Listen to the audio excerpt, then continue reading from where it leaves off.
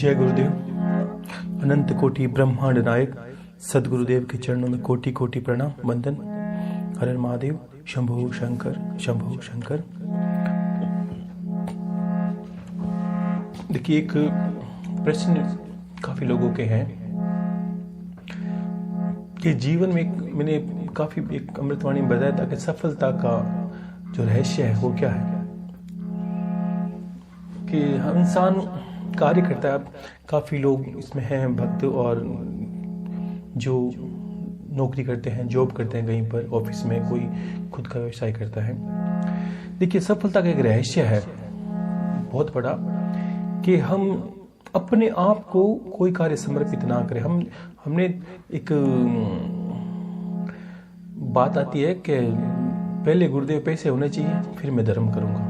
एक अर्थ है इसका। मैं ये नहीं कह रहा भाई आप ये कह रहे हैं, आपको ये समझना है कि लोगों को मानना ये है कि पहले मेरे पास कुछ होगा, फिर मैं धर्म पुण्य करूंगा।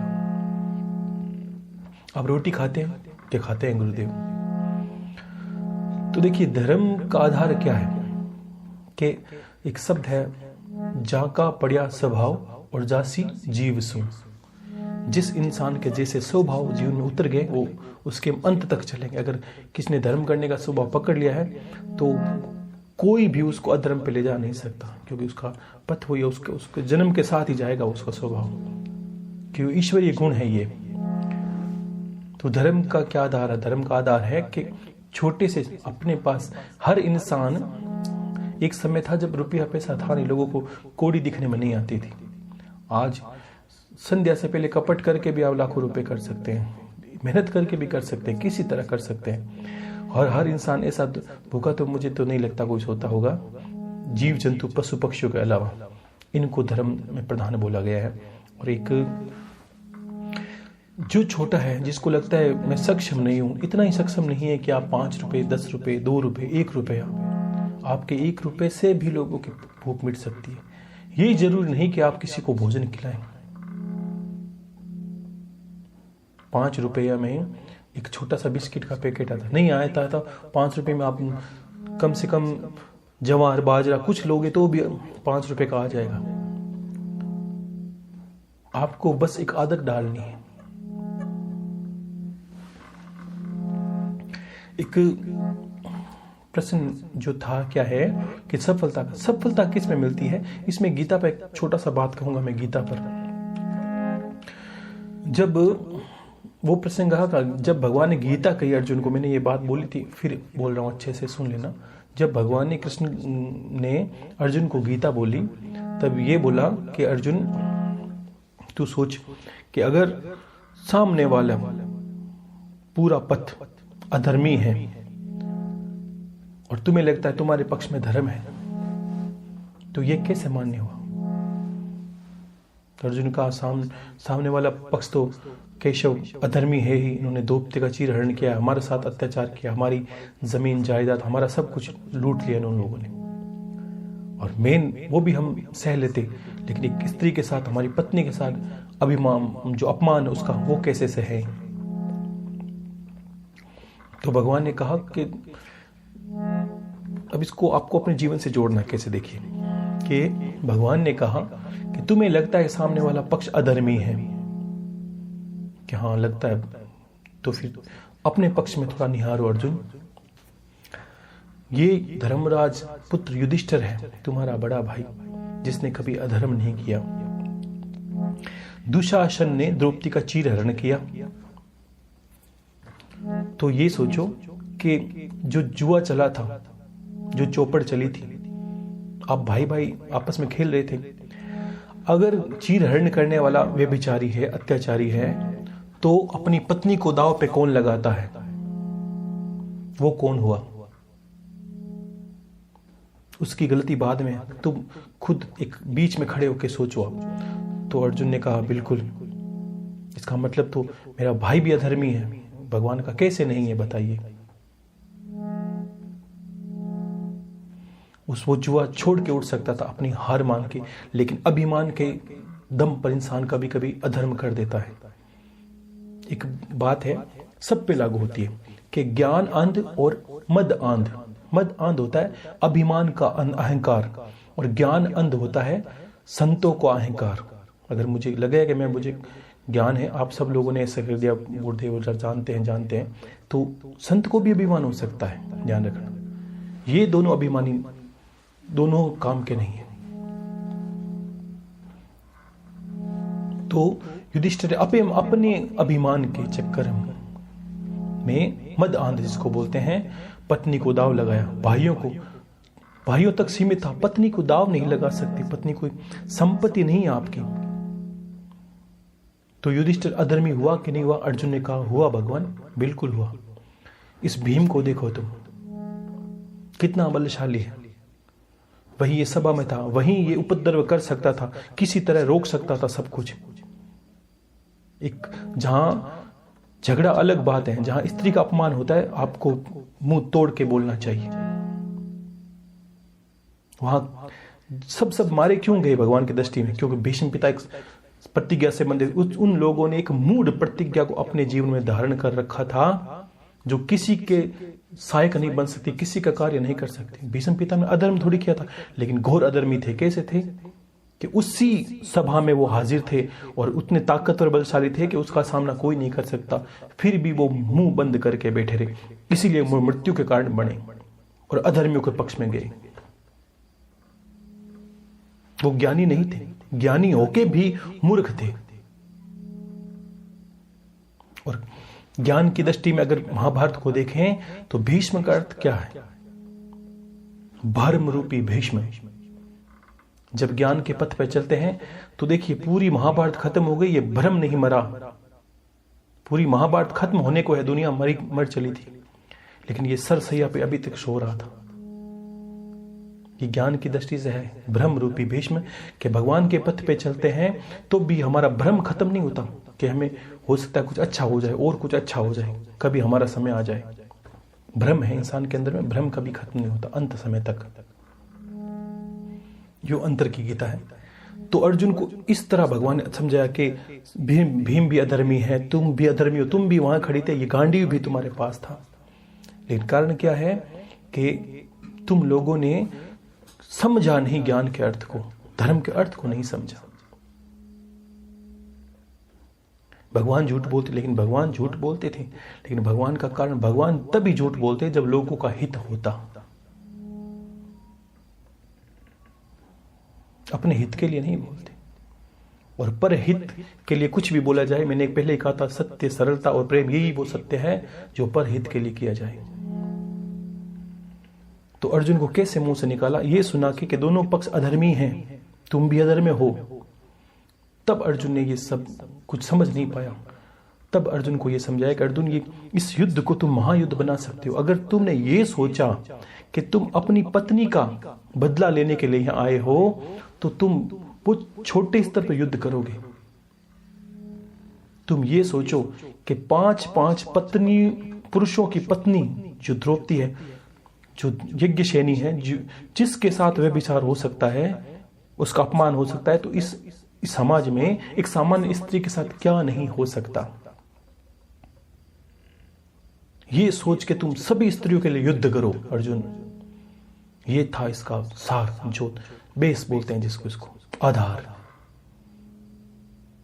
तो यही अब इतना गीता का प्रसंग इसलिए लाया कि आपको भी सफलता के पीछे रहस्य क्या होता है, कि अर्जुन क्यों सफल हुआ। सफल इसलिए हुए कि उन्होंने अपनी बदले को, अपना को नहीं देखा। आपको भी कमाई को, जो भी अर्जन करने वाले, उसको अपने को देखना नहीं है। देखो, 2 दृष्टि के होते हैं इंसान।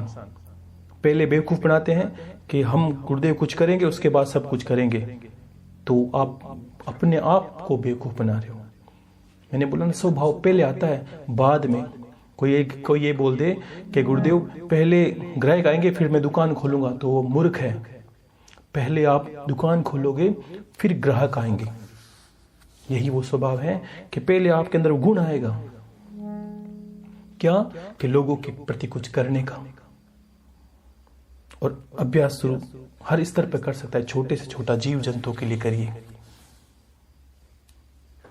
और जब तक हो धर्म अपने हाथों से करना ध्यान रखना। कोई बाधा हो, कोई परेशानी हो, वो बात अलग है। नहीं तो कभी कभी क्या होता है, कुछ संस्थान होते हैं वहीं जाके धर्म कर दिया, वो आप अपने हाथों से करेंगे, उसका पुरुषार्थ का बड़ा महत्व है, ध्यान रखना। मान्य सभी है। तो इसलिए अपने जब भी आप किसी कार्य को करें, ईश्वर की मर्जी समझकर, ईश्वर के निमित्त होकर, ईश्वर का नाम लेकर और ये सोच के करें, ईश्वर मेरे इस कार्य से सबका भला निश्चित है और होगा ही। दूसरे को नहीं समझाना, ना मुझे कोई प्रमाण पत्र देना, आपको अपने आप को ही समझाना है कि आप में बहुत लोगों के लिए, परिवार के लिए कर, सबके लिए करिए। परिवार को बड़ा बनाइए। बड़ा कैसे बनाए गुरुदेव? 4 भाई हो, 4 बहनें, वो नहीं, आप गली के 4 भाई पूरों को जोड़िए, मोहल्ले के जोड़िए, जीव जंतु को जोड़िए, तब लड़िए, तब संघर्ष करिए, आपकी सफलता निश्चित है। हमारी सोच संकीर्ण हो गई है कुछ दिनों में, कुछ सालों में। जो योद्धा होते थे वो भी देश को जीतने की बात करते, इसलिए वो सम्राट जन्म लेते धरती पर। अब पड़ोसी से ज्यादा तो हमारी कोई सोच नहीं है कि पड़ोसी से अच्छा होना है। तो क्या खाक सोचा आपने? अच्छा होना है, किसी से अच्छा नहीं, सर्वश्रेष्ठ होना है। अपनी दृष्टि में अपने बराबर किसी को ना समझिए। इसका अर्थ ये क्या है? ये नहीं कि अपने अहम का नहीं पालना, आपको ये सोचना है कि आपके मुकाबले में कोई नहीं है, आप अपने खुद अपने मुकाबले में हैं। आपको अपने आप से करना है। अपने आप को इस संसार में जो साबित करता है वही सर्वश्रेष्ठ है। जिसने अपने कार्य को ईश्वर को समर्पित कर दिया, उसकी जीत निश्चित ही है। दुनिया की कोई ताकत उसको रोक नहीं सकती। यह होता है साहस। ईश्वर कितना दयालु है। आप पात्र जितना लेके जाओगे ना, वो उतना ही देगा। आपका पात्र क्या है कि गुरुदेव मेरे 2 बच्चे हैं, 2 परिवार वाले हैं, ऐसे करके 4-5 जने, तो आपका पात्र छोटा, ये समझिए। आप पात्र को बड़ा बना दीजिए, उसमें देने में कमी नहीं है। आपका पात्र इतना है, फिर रोते हो कि गुरुदेव कुछ दिया नहीं भगवान ने। इतनी बड़ी बुझाएं रखो, यही सफलता का रहस्य है। जिस दिन अपने आप पे सोचोगे, नहीं कुछ करेगा वो ऊपर वाला, क्योंकि आप तो अपने आप पे सोचते ही स्वार्थी हो गए हो और दूसरों के लिए सोचा, आप परमार्थी हो गए हो, और परमार्थ में ही ईश्वर का वास है।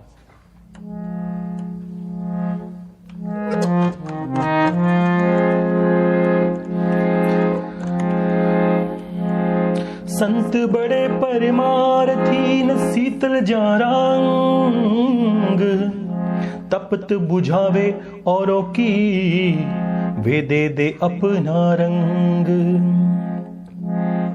हे जी कुंपारो नीर किण विद सूके, ओ सिर सायरी आंसू आवे हो गुरासा बिना, कुण माने प्रेम जल पावे जी। हो कुंपारो नीर किण विद सूके, ओ सिर सायरी आंसू आवे हो गुरासा बिना, कुण माने प्रेम जल पावे जी। के कुंपारो नीर किण विद सूके, और सिर सायरी आंसू आवे गुरासा बिना, कुण माने प्रेम जल पावे। आप जो सुन रहे हो, ज्ञान की गंगा ऊपर से चली आती है, मेरे कहने की क्षमता नहीं है। एक मुख भला कितना कह सकता है, एक मस्तिष्क भला छोटा सा कितने ज्ञान को सहन कर सकता है। ये तो अंतर आत्मा का ज्ञान है, गुरु का ज्ञान है। तो हो कर मारी जाग्या दोय परकारा,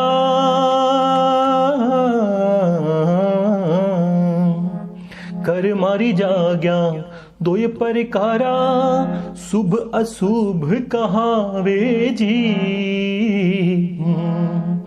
अशुभ कर्म ने मार हटावे, ओ राम नाम चित लावे हो गुरासा बिना, कुण माने प्रेम जल पावे जी। कि कर्मा की जाग्या 2 प्रकारा, शुभ और अशुभ कहावे। अशुभ कर्म ने मार हटावे, और गुरासा माने प्रेम जल पावे। अशुभ कर्म को भगा के गुरुदेव ज्ञान रूपी जो आपका विकास है, आपके मस्तिष्क का जो ज्ञान का जो प्रकाश है मिलने वाला, वो उस कर्म को गुरुदेव जोड़ते हैं आप सबके जीवन से। हो सतगुरु म्हारा चंदन स्वरूपी,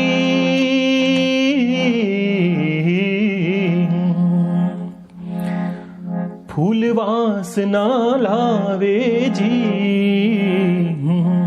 हेज लिपटोड़ा भुजंग मगन होए जावे, कदे छोड़ नहीं जावे हो गुरा सा बिना, कुन माने प्रेम जल पावे जी। के सतगुरु म्हारा चंदन स्वरूपी और फूल वासना लावे, लिपटोड़ा भुजंग मगन हो जावे, कदे छोड़ नहीं जावे। के सतगुरु हमारे कैसे हैं कि चंदन के वृक्ष की भांति हैं और फूल वासना लावे, ऐसी सुगंध लाते हैं कि देखा चंदन के वृक्ष की विशेषता होती है कि चंदन के वृक्ष पर नाग आके लिपट जाता है, उसकी सुगंध में वो इतना मगन हो जाता है कि अपने प्राण को भी त्याग देता है और नीचे नहीं उतरेगा वो। चंदन के वृक्षों में हजारों सांप मारे जाते हैं, क्यों? कि वो प्रीत के बस मारे जाते हैं। उसको चंदन की सुगंध सांप को मदहोश कर देती है, वो छोड़ नहीं जा सकता। तो कहते हैं चंदन सतगुरु महाराज चंदन स्वरूपी और फूल वासना लावे, और लिपटोड़ा भुजंग मगन हो जावे, कदे छोड़ नहीं जावे, गुरा सा बिना कुन माने प्रेम जल पावे। सतगुरु म्हारा भंवर स्वरूपी,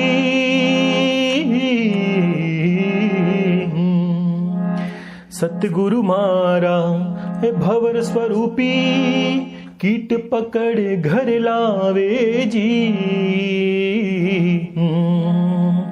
हो दे गुंजारी शब्द सुनावे, होए भंवरे उड़े जावे, हो गुरा सा बिना कुन माने प्रेम जल पावे जी।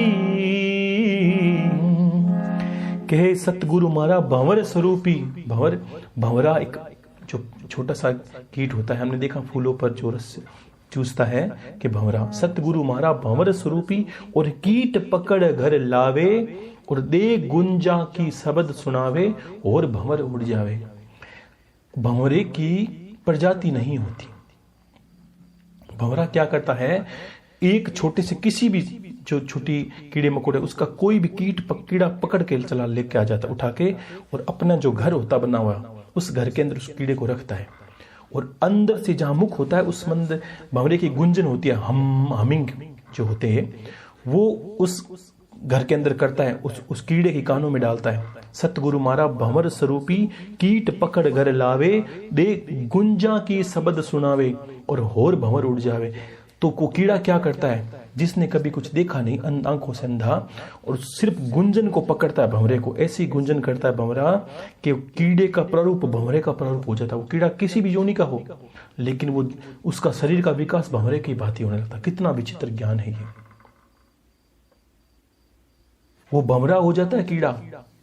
इसी प्रकार गुरु के द्वारा शब्द लेते हैं, तब गुरु के प्रारूप में स्वतः ही हम हो जाते हैं। इसलिए गुरु को भंवरे का स्वरूप बोला है। सतगुरु मारा भंवर स्वरूपी, कीट पकड़ घर लावे, दे गुंजा की शब्द सुनावे, और होर भंवर उड़ जावे, गुरु सा बिना कुन माने प्रेम जल पावे। तो हो दूध माही घिरत है जी मेहंदी में लाली,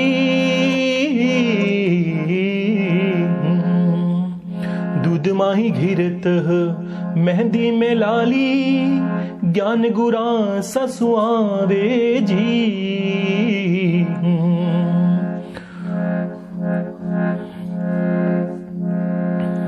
दूध माही घिरत मेहंदी में लाली, ज्ञान गुरा ससुआवे जी।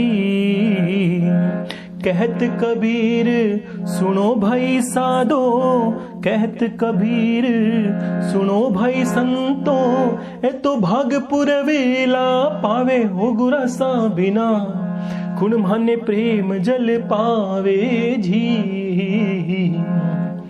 कहे कि दूध माई घीरत, कभी दूध को देखने से घी का पता नहीं चलता, देखने से नहीं चलता कि इसमें कितना घी है। दूध माही घीरत और मेहंदी में लाली, मेहंदी कलर लाल नहीं होता, हम लगाने के बाद पता चलता है। दूध माही घीरत मेहंदी में लाली और ज्ञान गुरु सासु आवे। क्यों? कला से दूध से घी निकाला जाता है, कला से ही मेहंदी को रचाया जाता है, और ज्ञान गुरु ही जीवन में हमारे स्थिर कर सकता है। जब तक हम कपट की बुद्धि का प्रयोग करते हैं, ना तो हमारे जीवन में गुरु आते हैं, ना हम किसी रास्ते जा सकते हैं। और कहत कबीर सुनो भाई संतों, ए तो भाग पूरब ला पावे। क्यों? कि गुरु का सत्य मिलन कब होता है? गुरु का सत्य मिलन होता है जब हमारे पूर्व जन्म के कर्म का, शुभ कर्म का उदय होता है। ये एकमात्र अटल सत्य है।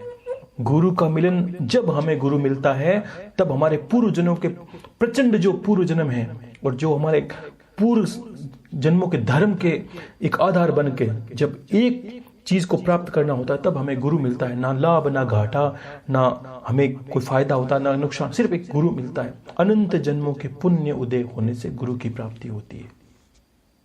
इसलिए गुरुदेव सदा सिरोधार्य होते हैं। कहना नहीं होता कि गुरु बना लिया। गुरु, मैंने कहा ना, जो कुछ तो ऐसे ही बोलते हैं अभी तक भी कि गुरुदेव हमने आपको बनाया है, तो बेवकूफ हो जाता है, पागल बनाया जाता है। गुरु बनाया नहीं जाता। गुरु तो धारण करने की कला है।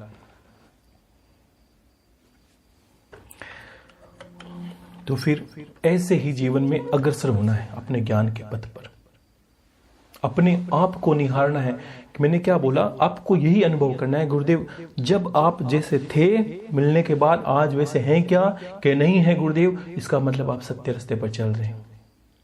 आप वैसे ही आप पर धूल मिट्टी लगी है तो आप गुरु का त्याग करें, आगे बढ़ें। मेरे तरफ से कोई दोष किसी को नहीं लगेगा। मैं हमेशा से दोष मुक्त करने की कोशिश करता हूं। फिर भी किसी को लगता है तो अंतर में ये धारण कर लेना, मेरी तरफ से पहले ही आशीर्वाद है।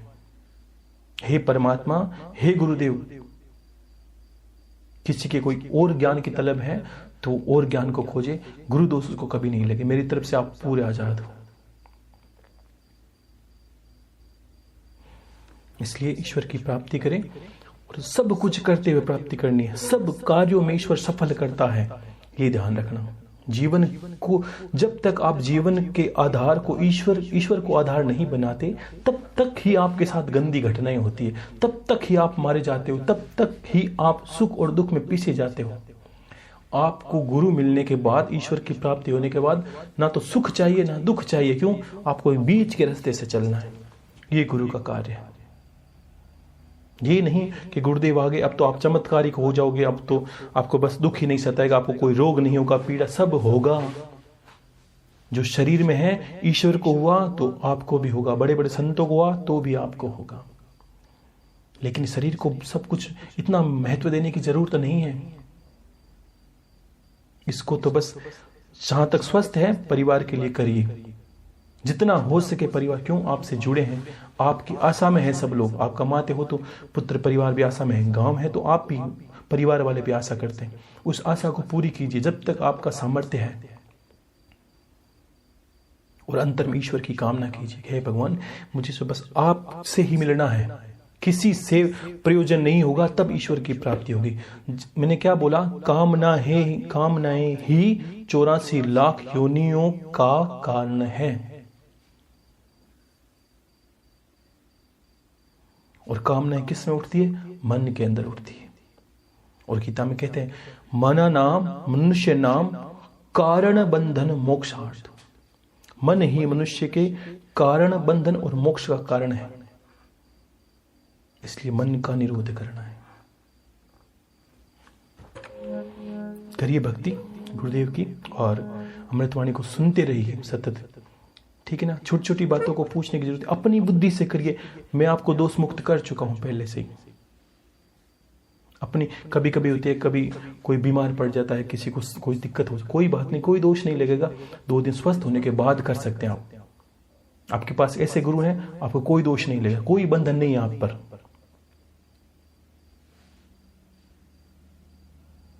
आलस्य नहीं करना है। एक आलस्य अलग होता है, एक व्याधि अलग होती है। उठा नहीं जाता, ये आपका आलस्य है। बीमार हैं, सक्षम नहीं है, तो गुरु का आशीर्वाद है आपकी माला। मैंने कहा आप समर्थ नहीं हो तो मेरा आशीर्वाद आपको माला फलित होगी। चाहे आप बिस्तर के अंदर सोते सोते गुरुदेव के बारे में सोच के रो रहे हो तो भी आपको माला फलित होगी। इसका अर्थ ये नहीं निकालना कि हम तो बिस्तर में रोएंगे सिर्फ, माला करेंगे नहीं, ऐसा भी नहीं करना।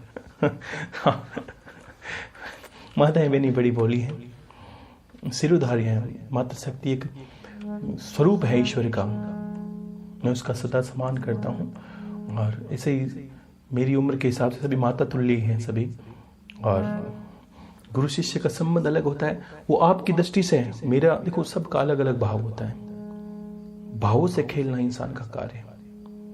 आप गुरु समझ के लीजिए, वो आपका कार्य है। मेरा क्या कार्य है, मुझे किस दृष्टि से देखना है, वो मेरा कार्य है। जय गुरुदेव, हर हर महादेव, शंभो शंकर, शंभो शंकर।